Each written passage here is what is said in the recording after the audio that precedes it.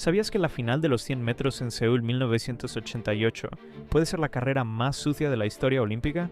Ben Johnson cruzó la meta en 9 segundos 79, récord mundial. El estadio explotó, pero 3 días después le quitaron la medalla por estanosol, un esteroide anabólico. Lo llamaron tramposo, lo expulsaron y el mundo siguió adelante. Pero espera, de los 8 finalistas esa noche, 6 fueron vinculados a dopaje en algún punto de sus carreras, 6 de 8. Carl Lewis, el hombre que recibió el oro, había dado positivo en los Juegos Panamericanos de 1983 por estimulantes.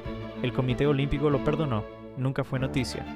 Denise Mitchell, Linford Christie, Desai Williams, uno por uno, con sus propias sombras. Johnson no fue la excepción esa noche, fue el que atraparon. Entonces la pregunta que nadie quiere hacerse es esta: ¿qué fue exactamente lo que pasó en Seúl? ¿Una carrera con un tramposo? ¿O una carrera donde lo raro era ser limpio?